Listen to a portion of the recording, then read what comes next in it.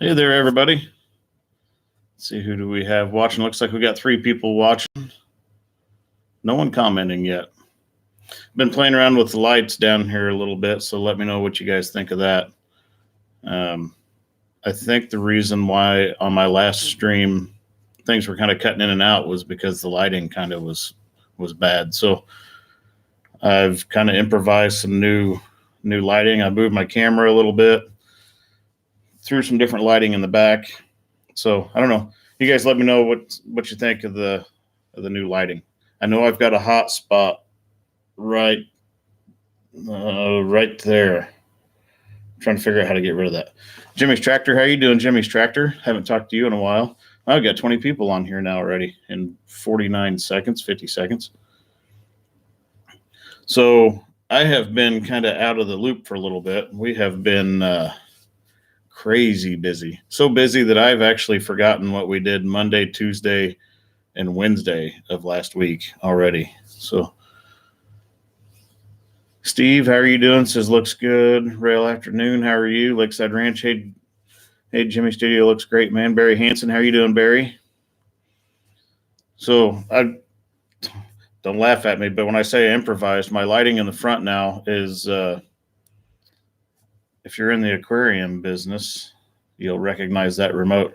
And I used to be big into the aquarium stuff, and I've still got a 125-gallon aquarium in storage, but I stole the lighting from it, and I'm using that now for my lighting in the front.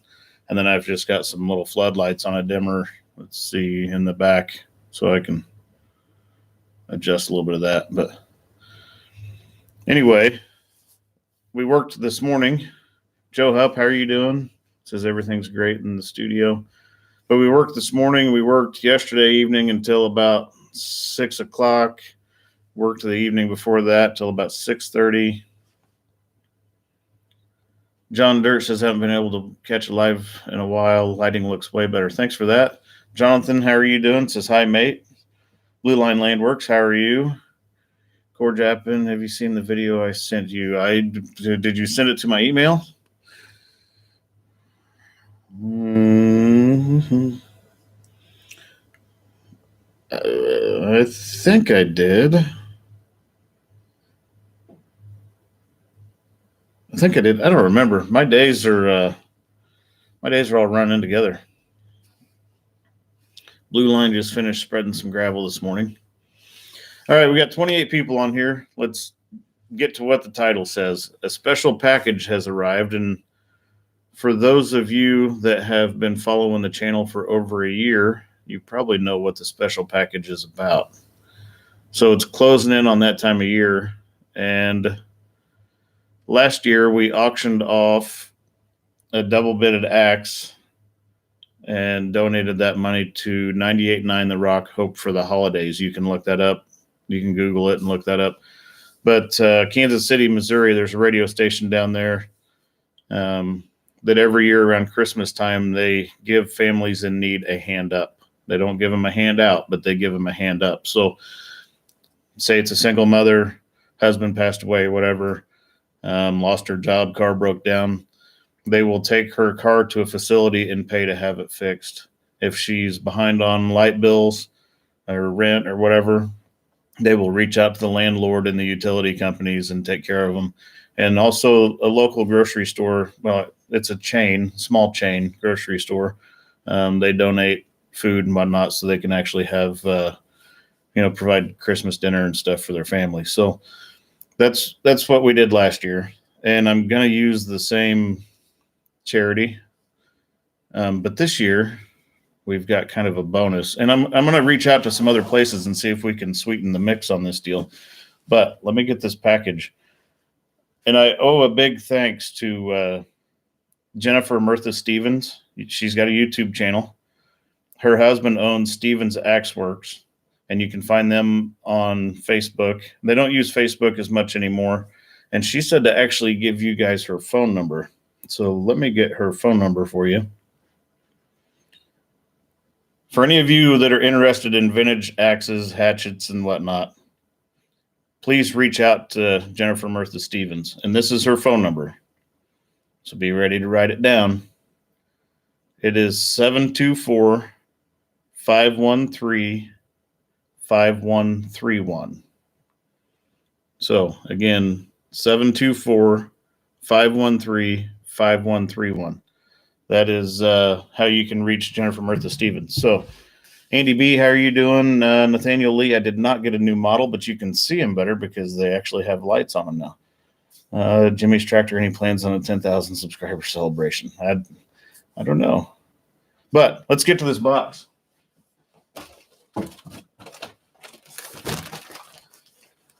Get out the trusty, dull Benchmade.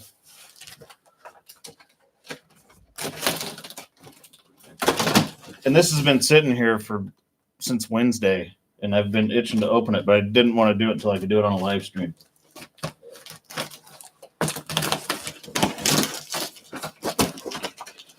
And they obviously ship a lot of axes because she knows how to package them.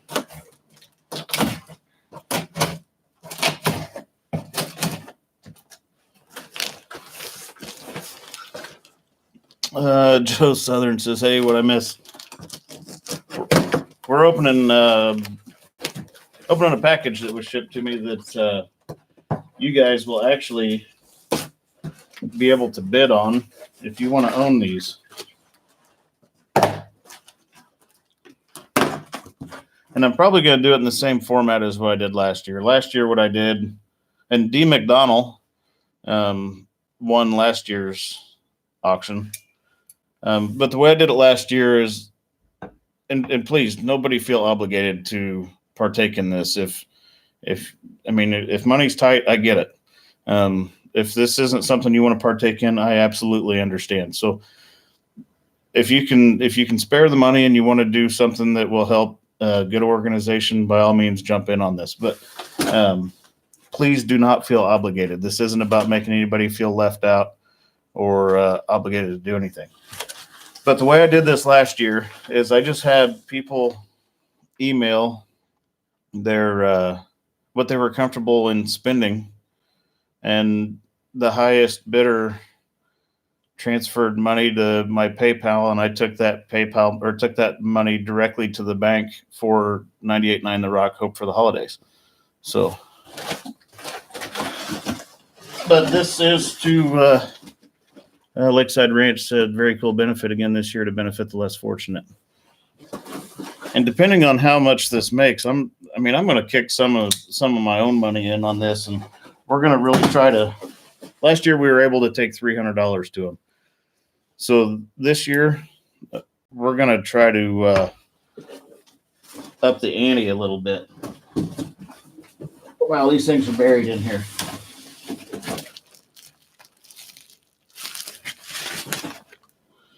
Okay, let's save that one for in a second. I know the suspense is killing you guys, isn't it?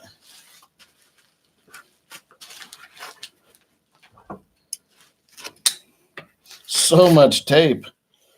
Poor Jennifer, she probably spent $100 on tape. And I got to be careful getting these out of here without messing them up. I would feel terrible if I run this pocket knife through that hickory handle.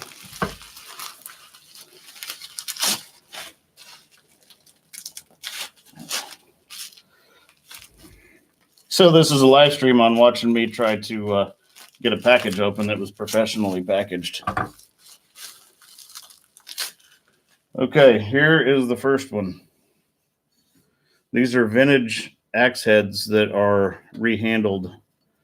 And let me get the description out.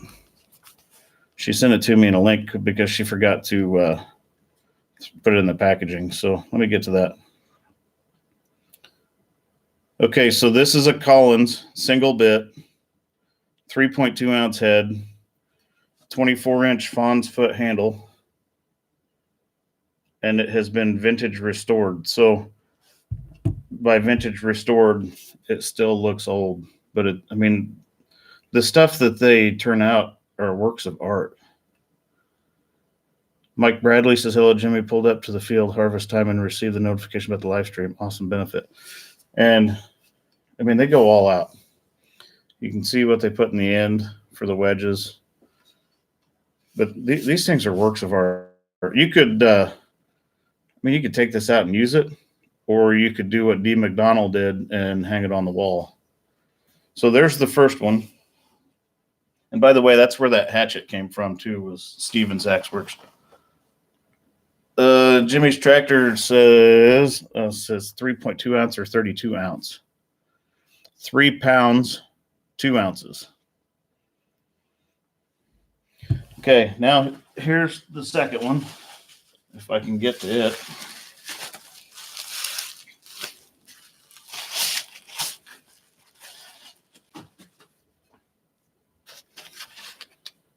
And the next one is, I know this one's going to be pretty spectacular. That's why I saved it for last.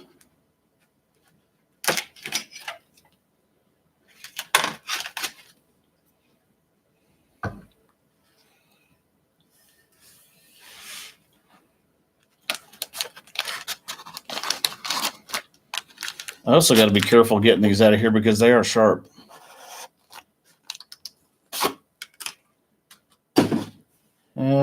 Katie Bartels, first live stream since subscribing. Found you via Mr. Pratt. Unfortunately, got to head to work. Can't wait to rewatch later. There's some beautiful axes. Well, thanks for partaking. Nathaniel Lee, guess what I had to do this morning? I have to move cows to go sell. All right, so here's the second one. And I know my light's really glaring off of that. This one is a Plum double bit. And let's get the specs on it. Okay, Plum double bit, 4.5 pound, 36-inch straight handle. Custom shock absorbent hickory handle with several coats of Danish oil, new round wedges. So they both have new round wedges in them, custom handles. And I can't get over how these things look. But Joe Southern, make a man out of you swinging them. Yeah, I'd get about one swing in on this bad boy, and I'd probably hang it up. I don't know that they would shave you sharp, but it is stinking close. I bet if I ran a steel across that, you could probably shave with it. But that's these are going to sit up here in the back. Let everybody admire them for a while. Thomas Nelson, my dad gave me a Swedish axe for Christmas a few years ago. It's so sharp, I'm afraid to use it. It will slice cleanly through an entire newspaper. That's pretty sharp. But I'm going to put these in the back. We're going to, let's see. Well, there's only one thing to do.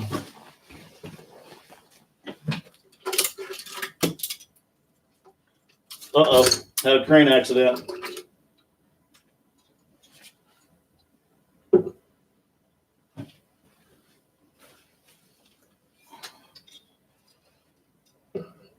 So, yeah. Okay, so the only thing holding one crane up is the other crane. That's no good. I guess we'll move these to the corner of the desk for now. Oh, broke my jib. I didn't break it, just came down. Oh, no, I think we broke it.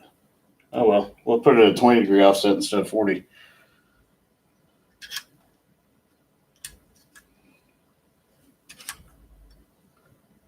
So they can hang out there for now. And that's where we'll leave the axes.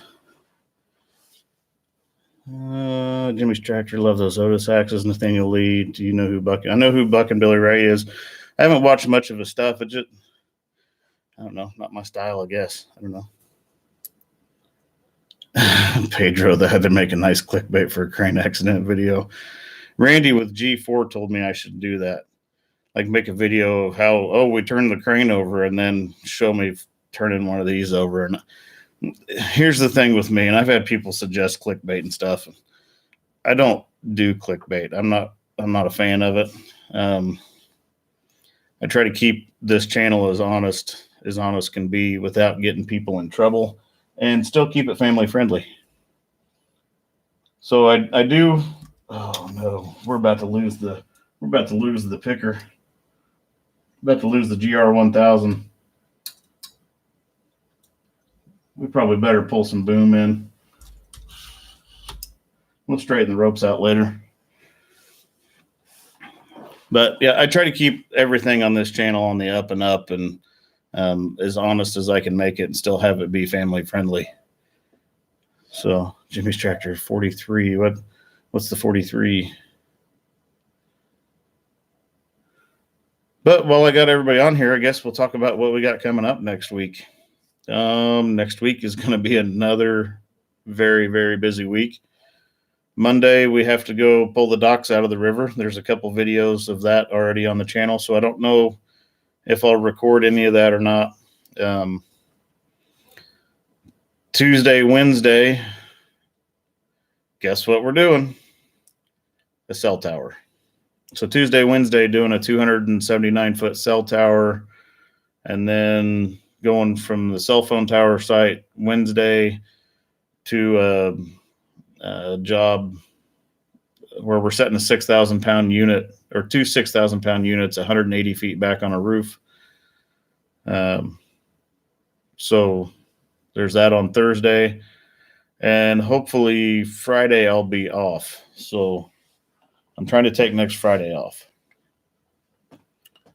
Nathaniel Lee, am I going to be at the shop? What shop? Alex says, good evening from the Netherlands. Well, good evening, Alex. Jimmy's tractor don't have Taco Bell Tuesday night.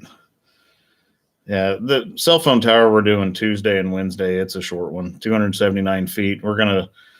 We'll probably run out 186 feet of main, put 102 feet of jib on the end of that, and top out a 279 tower. So Andy B says, thanks to the people for the donation. So yeah, that's the story on the axes. So when you guys see those, I'll bring them up in videos each time. I'm sure every time we do a live stream. But Matt Lee, where's the cell tower going up? Savannah's supposed to be getting one before long. It's not going in Savannah. It is going up by Burlington Junction. Nathaniel Lee. The one with the crawler crane. I'm not sure which shop you're talking about with the crawler crane. Barry Simmons, how are you doing, Barry? This has been missing you. I've been missing me. I think my family's missing me. Fortunately, I work with one of my good friends, so he doesn't miss me, but we've been swamped. I think this is the busiest October that we've had since I worked for this company. And I don't know if it's everybody's trying to get stuff done before the weather goes south or what, but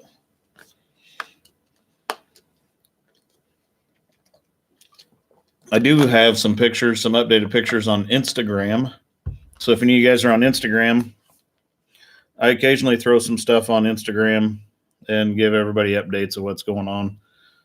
That's easier than trying to come home at 6 or 7 or 8 o'clock at night, or 9 o'clock, or even staying out of town and trying to edit video. Where's the old Instagram?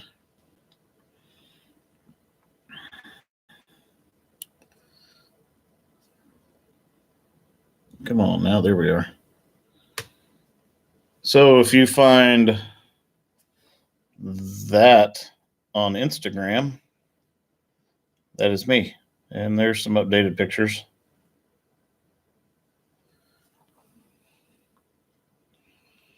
Barry Simmons says, feast or famine, man, beats sitting on the yard. Well, that's a fact. Thomas Nilsson, good evening from Sweden. The honesty is what I like about your channel. Keep up the fantastic work, both online and in real life. I appreciate that. Dennis 496, how are you doing from Raytown, my neighbor to the south?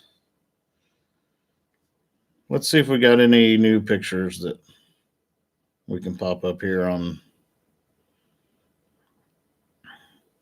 So the job that we were just on this morning, in the crane world, inches matter. Sometimes fractions of inches matter. So there's the front of the crane, and that's a piece of pipe at an industrial facility. I'm trying to keep the glare off my phone. That's the same piece of pipe, but those little pieces sticking out are the rollers for the hydraulic hose reel on the side of the boom. So this is actually the side of the boom head, and those stick out off the side of the boom. And that was with the boom laying in the rack. So if you can see it right up here in this spot, there's actually pieces of the boom, or pieces that hang off the side of the boom that are within about a half inch of that piece of pipe.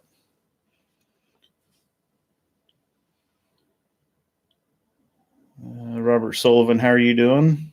Says, what's the longest project days that your company has worked on? The longest I've been on a project with that ATF 180, that Tadano ATF 180, is about 4.5 weeks. But we're also a general contractor, so we've done projects that are a year plus long. Andy B, is Instagram anything like Facebook? Instagram, in my opinion, is better than Facebook because you don't have all the drama. There's not a lot of drama on Instagram. It's basically just people sharing pictures, and I mean, I guess there is some, but it's basically just people sharing pictures and a few people commenting on them, and it's not a bunch of crap. Andy B, I think that's boiler pipe. I'm not sure. This is what we were doing in that facility.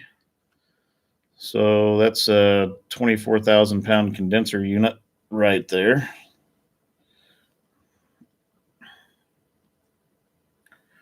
This was this morning.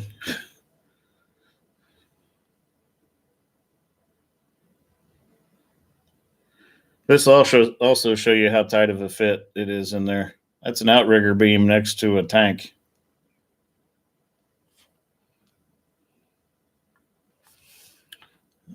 I'm not sure why that hid that. So Nathaniel Lee says the one with the Tadano crane. I'm not sure which shop you're talking about, Nathaniel Lee, with the one with the Tadano crane and the crawler or whatever. Taro, hello, how are you doing? Joe Southern's following on Instagram now. Matt Lee, let's get to your question. Says this question might take a couple of posts. So I've been working at the wind farms north of us, and they are using tracked cranes for lifting the rotor and generator sections. That would be correct. I can't pick those. The Tadano reaches high enough that I could pull the top off of one of those wind turbines, but my capacity is not such that I can do much work on a wind turbine that high. They're using 600 ton and 900 ton, and I'm not sure what else they have up there, but 600 ton and 900 ton capacity crawlers up there. Matt Lee says, when the crane is done at one site, it is tracked to the next site using crane paths that are built in the fields between sites. My question is, there a preferred setting in the load charts to do this? There is a preferred setting for your boom angle, and then also it's dependent on the terrain. So if they're climbing a hill, they have to boom down to offset the fact that they've got all that counterweight on the back. If they're going down a hill, they have to boom up to offset the weight of the boom. They also can boom up and down depending on if they're starting to sink in the ground a little bit. They can boom up and take some of the weight off of the toes of the crawlers so they don't bury themselves. Really, if site conditions are good, walking from site to site's not that big a deal. I mean, crawler cranes are designed to move in full rig arrangement. However, where they get into trouble is soft ground. So the way they counteract the soft ground is they will put crane mats out and build a path out of crane mats and mat the soft areas and walk across those until they get through a soft spot. Some wind farms have made it mandatory, and some crane rental companies have made it mandatory that they mat every crane walk.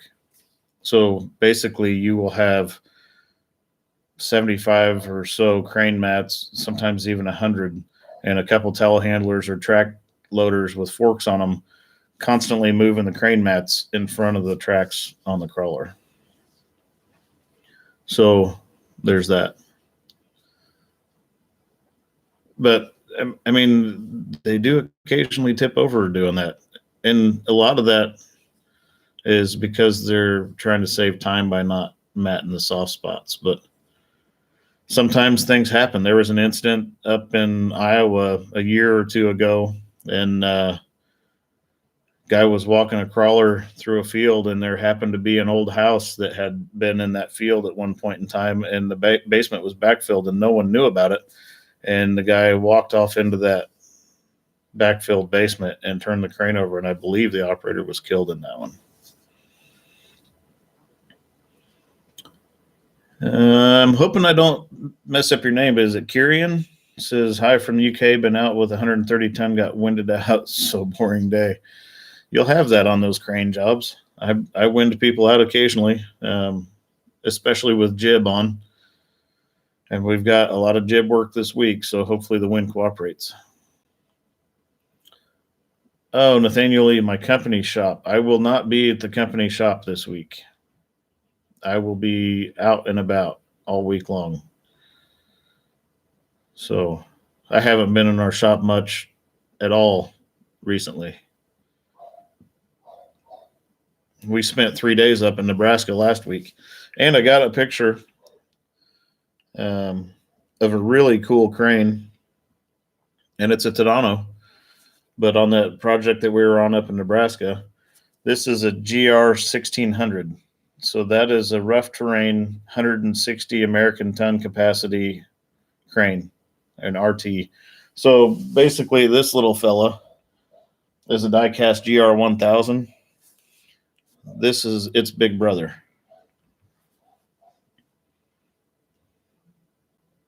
And I've got video footage of what we were doing up in Nebraska. We were building a portable concrete plant. I just got to get it edited. It is what it is. Also, the wind turbine tower section video that I took down, I was told by a representative of the company I can put it back up after the first of the year. So that will come back up after the first of the year. And there's a sequel.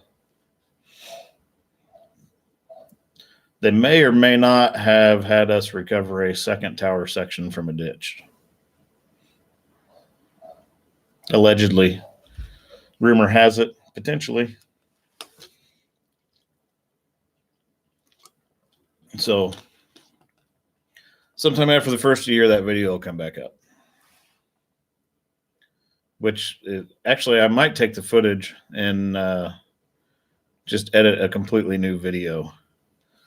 So I'll probably just make a brand new video of the first recovery that we did, and then make part 2 shortly thereafter. Thomas Nelson rumors are fun. Yeah, rumor has it. So that was getting back to Matt's question. That was a great question, Matt. Matt Lee, thanks, President Jimmy. I can either confirm or deny. Yeah, there's that. So what other questions we got? I mean, we got 39 people watching, 16 thumbs up, and a lot of comments. What other questions do we have?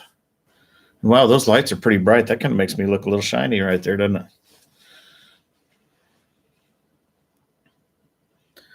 I can tell you that lighting in a YouTube studio is a lot trickier than what it sounds.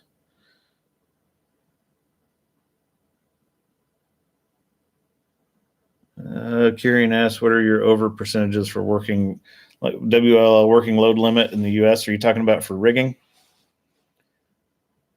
Robert Sullivan, the crane does not have remote control for backing. Nathaniel Lee, what is the biggest crane in the world? I think Sarens has it right now. And it is a monster. I don't even know what the capacity. I think it's like 3,000 tons or something crazy.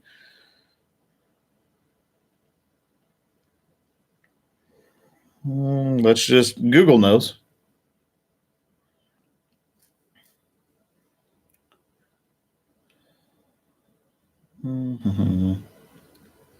Okay, so Liebherr has, I think that's a Liebherr, has like a dock crane, but that's not something I would consider the.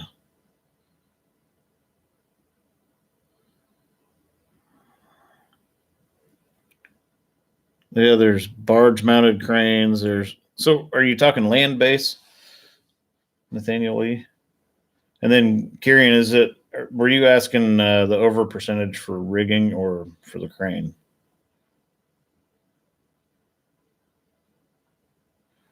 Okay, so the Taro says, I've been wondering about long away jobs. Is it more efficient to haul to a site than drive there? We can't haul the crane. We have to drive it there.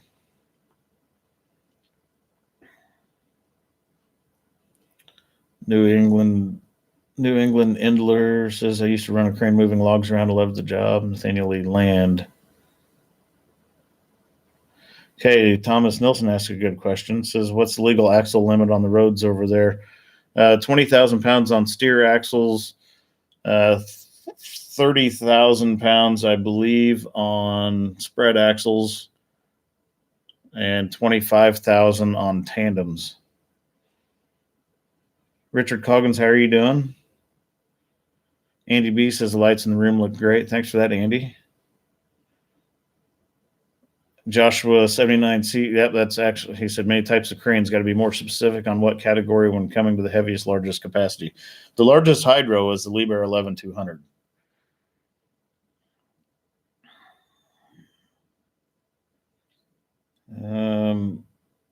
I'm not finding that one from Sarens. Sarens has got one that's just absolutely enormous.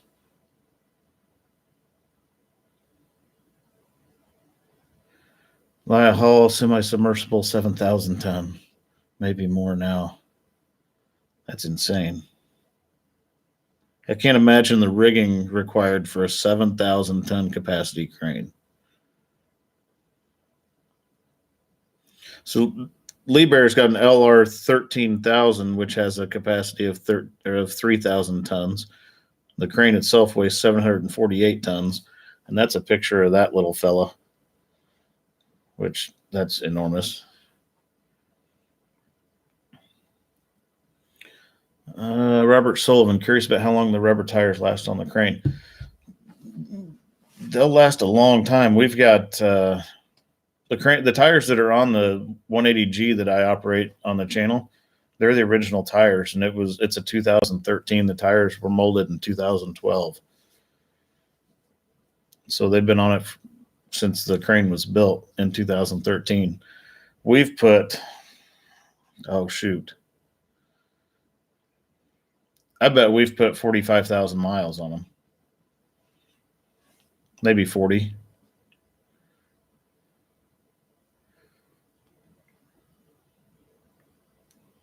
Still trying to find a picture of the biggest crane in the world. There's an SK 10,000. Maybe that's the Sarens. I'm not sure.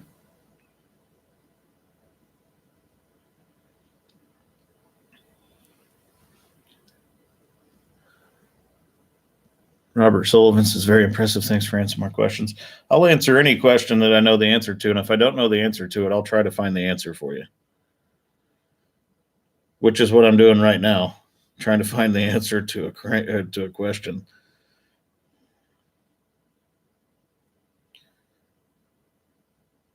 I think it's that big Sarens crane. Nathaniel Lee, you're gonna have to report back to me on that with your research and findings.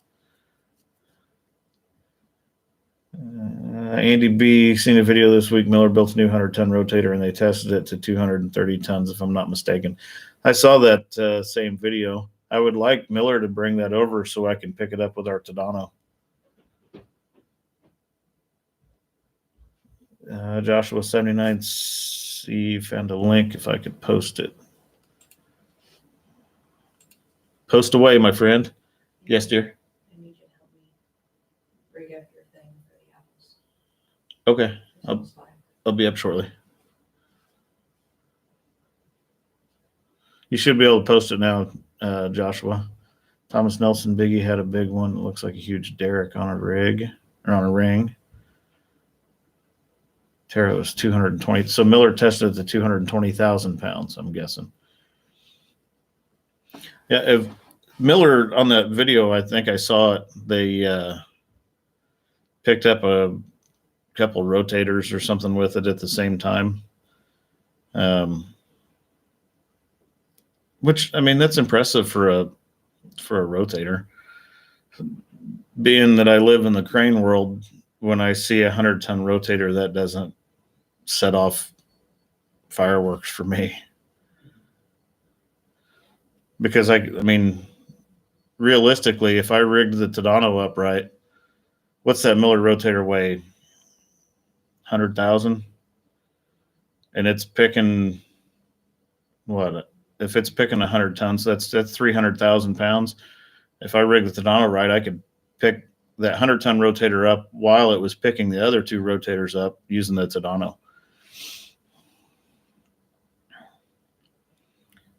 Jake, breaking any news about that older crane your company got? It's still sitting there.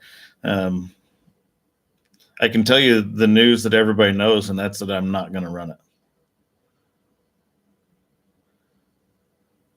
Joshua 79 says that Saren set up as a ring type crane, land based.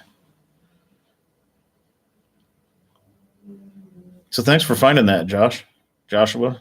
You go by Josh or Joshua, or I mean, I go by Jimmy, but I've got two older brothers, so I'll answer to most anything. I've been called a lot of stuff in my life.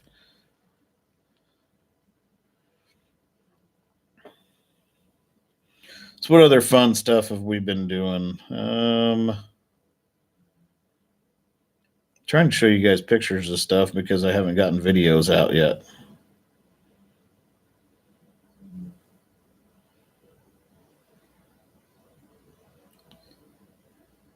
I guess you guys will just have to wait for some videos.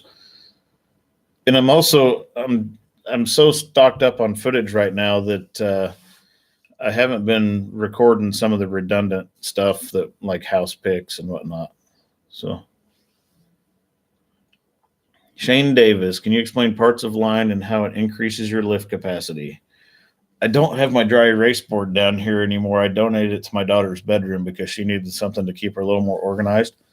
But so it works just like a pulley system. I mean, it's essentially that's all it is.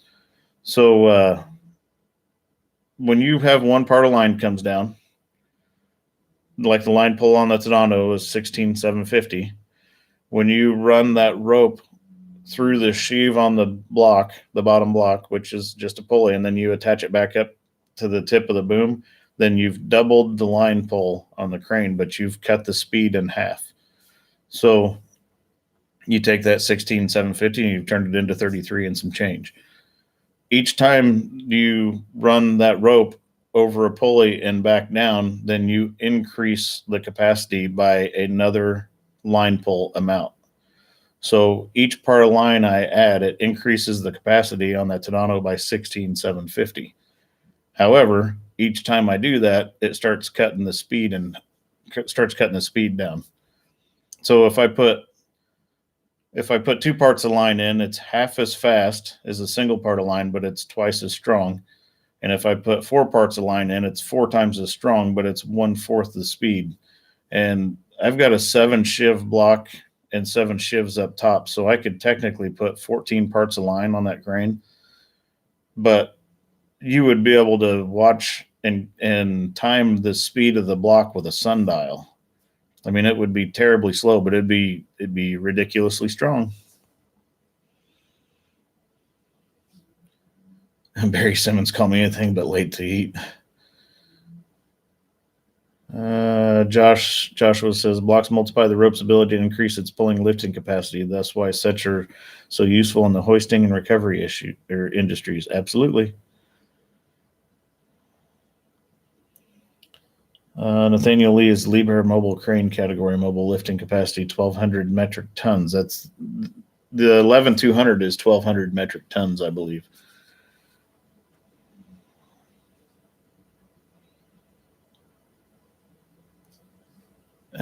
Joshua 79 says, due to cost to make such a block prohibitive for personal use. Also, there is a certain parts number of lines that you can put in a block, and you will eventually run out of mechanical advantage due to friction losses. I don't remember what that number is off the top of my head. It's an enormous amount, but there is a point in time where the friction created by the rope running through the number of sheaves counteracts the capacity gain. So there is diminishing returns when you start getting into a large number of parts of line.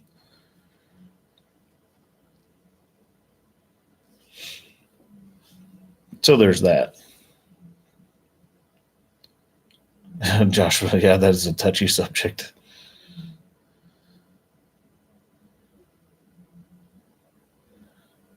Matt Lee says, what kind of new crane you pick up? We did not pick up a new crane. We probably, if we buy anything, it's probably going to be something to replace our old stand-up boom truck.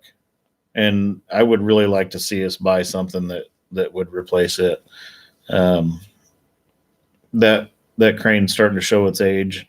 And I mean, it's still a good machine, but it's time for it to go to a place that's not going to use it consistently.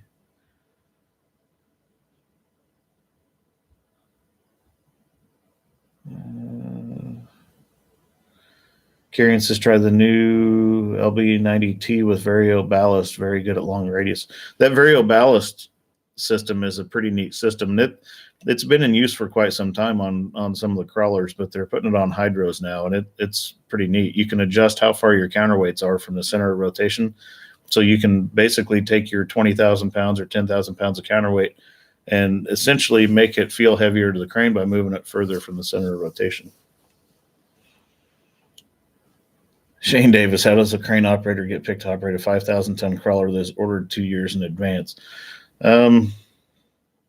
Really, we crane operators work as much off our reputation as we do anything else. So if you're known to be safe and efficient and good at what you do, then companies will find you.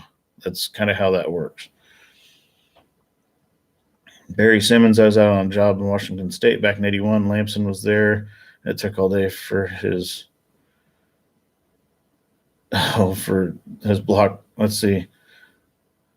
I'm not sure where you're at on the end of that sentence, but yeah, it would take forever if you got a lot of parts aligned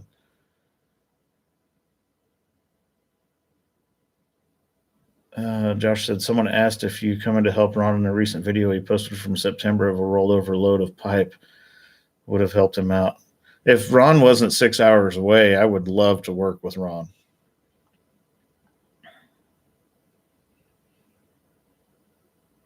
Thomas Nelson, I want a new crane, but my wife doesn't. Here we go again.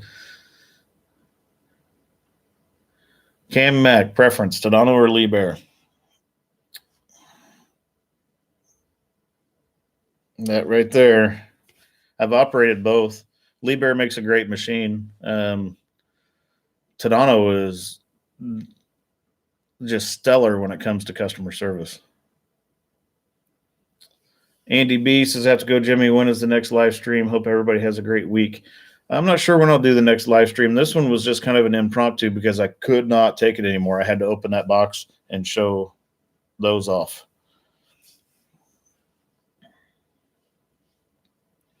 Matt Lee, makes sense. Most places with large equipment will tell you the little ones are how you make the payments on the large equipment. The smaller equipment gets the socks ran off of them. But thanks for stopping in, Andy B. Nathaniel Lee, was your favorite color? Red or green, or blue or green? I'm pretty partial to blue when it comes to red, green, or blue. Josh said, that's what I told them. If you got called by Ron, by the time you arrived and got set up, they would have already had the load uprighted. That's a fact. I mean, Ron's 6 hours away by car. That makes him about 10 or 11, maybe 12 hours away by crane. And then the amount of fuel would be pretty cost prohibitive at 1 mile per gallon. Jake Break, Manitowoc. I don't have a problem with Manitowoc. They make a good machine. I'm still partial to Tadano's. For instance, just what was it, a week or so ago, I had a pinning issue. It was one of those things. It was a fluke deal that happens. It happens with a lot of pinning booms. I had a pinning issue, and it put me into I got an error message, and it wouldn't let me do anything. I got in the book, looked it up. I'm like, well, evidently it doesn't realize that the cylinder pins are unlocked or locked or whatever. Pick up my phone, call Tadano. Within 5 minutes, I had 2 techs on the phone helping me work through the problem, and we had it fixed in 10 minutes. So that's pretty stellar. And then, a few years ago, shortly after I first started operating that crane, it went into derate due to an airline leakage. And the only way to get it out was to fly a rep in because of the Mercedes software. And we made the phone call at 10 o'clock on a Wednesday. And by 9 a.m. the next morning, we had a tech sitting in that crane from Houston with his computer getting it out of derate. So that's pretty phenomenal.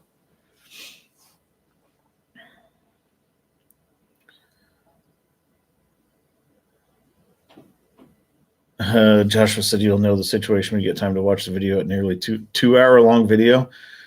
That'd be a tough one. Carrion says hate night lifts and winters come on long days. Driving and winds are strictly adhered to. And yeah, we're getting ready. We got the whole daylight savings time, so it's going to cut our days down a little bit. And I'm not looking forward to it. I hate winter. I'm not a fan. Shane Davis, that's a very good question. He said, if you're within your load charts and make your picks within your charts and something goes wrong, is the operator still liable? It depends on what goes wrong. Is it a rigging failure? Cranes don't typically just fall over because they don't like standing up anymore. Cranes typically fall over because someone did something to put them in a position that made them unstable. Or they don't typically break just because they break. I mean, they're pretty heavily tested before they ever get put on the market. And 99% of crane accidents are due to operator error. I mean, I'm a crane operator. I can say that. Unfortunately, that is the truth. The most common causes of failure, either like on a hydro, ground stability, and incorrectly entering computer or information into the computer. That's the most common causes of failure. Nathaniel Lee says you're going. Well, thanks for stopping in, Nathaniel Lee. Karen Barnett, what's the longest distance you traveled to a job site of 6 hours to help Ron is too restrictive? We've traveled 8 hours before, but that was because our permitted route was all messed up due to flooding. But traveled 8 hours drive time one way. But realistically, we'll drive as far as a customer wants to pay us. But our hourly crane rate starts when the crane leaves the door. So actually, sometimes it starts before that. It starts when we get there and start prepping and hit the road. Sometimes, depending on how we're configured, that could be $650 an hour or $700 an hour or whatever. And there's not a lot of people that'd be willing to pay that to upright a load of pipe.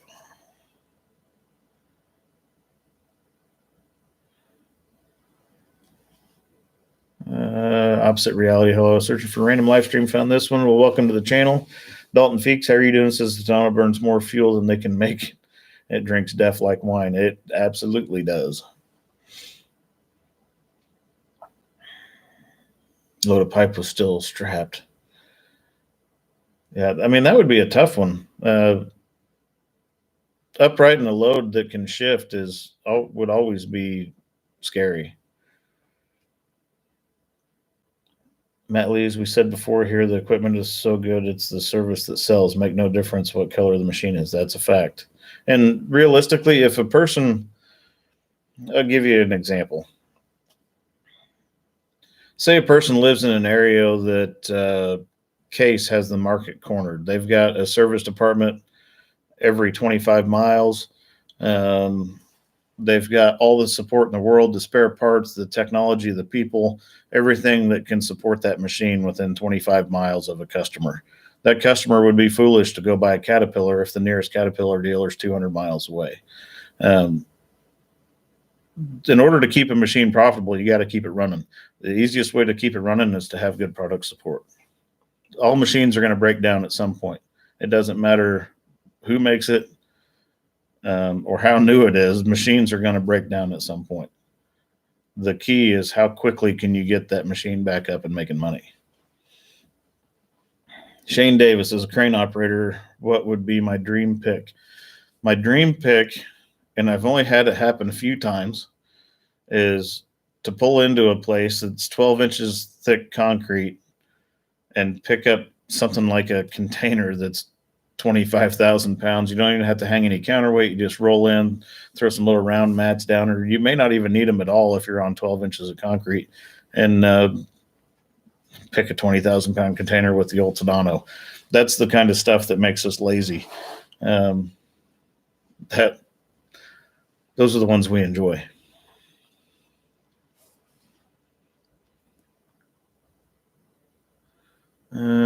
Kieran's biggest load in kilograms in 5 days. I'm not sure I understand that.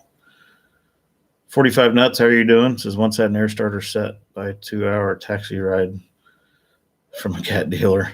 I've seen parts actually flown in by helicopter on a pipeline. I mean, when you start having to fly final drive parts in with a helicopter, those final drive parts are stupid expensive by the time they hit the ground.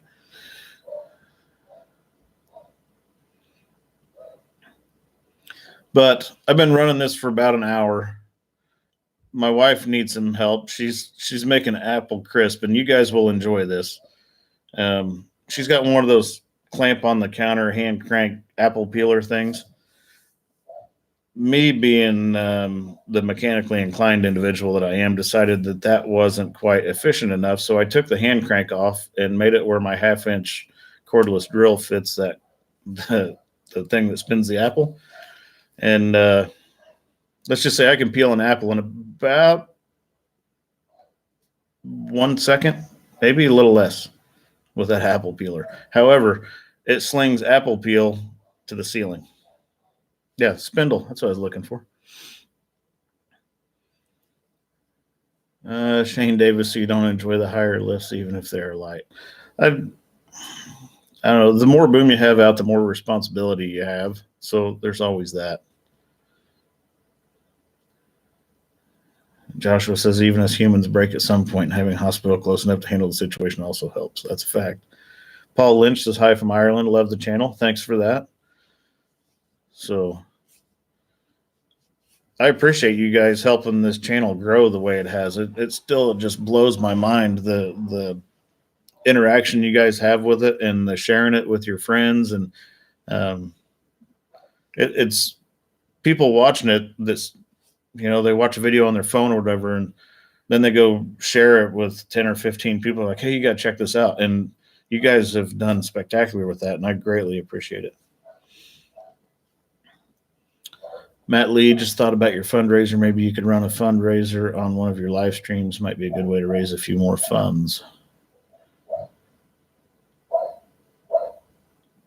Oh, Shane Davis, come to Ohio and fish a walleye run sometime. I'll go along with you. I would absolutely love to.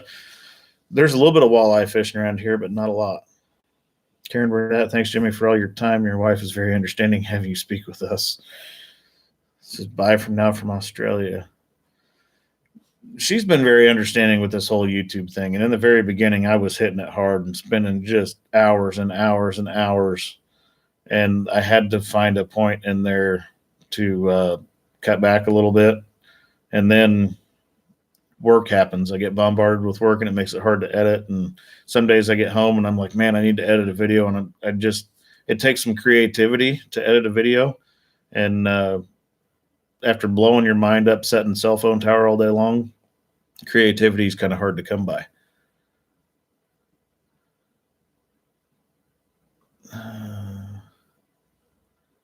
Kieran says, good luck with this week's lifts. Your channel makes me chuckle. And I try to add a little bit of comedy in there here and there. I don't know. I had a person a long time ago tell me I need to be more energetic like Logger Wade. I can't be that guy. Nothing against Logger Wade. I love him to death. He's a great guy. I'm not that animated. So what you see is what you get.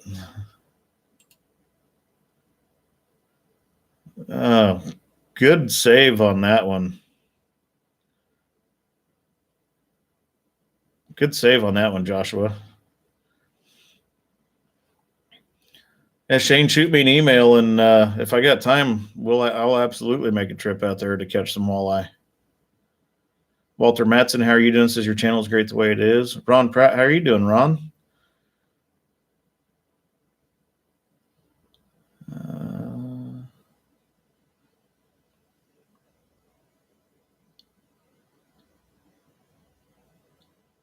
Yeah, so Barry Simmons, Ron, I think he commented, said, thanks, Jimmy. I think he met your video last night and that you were stellar, that everybody went home uninjured and safe.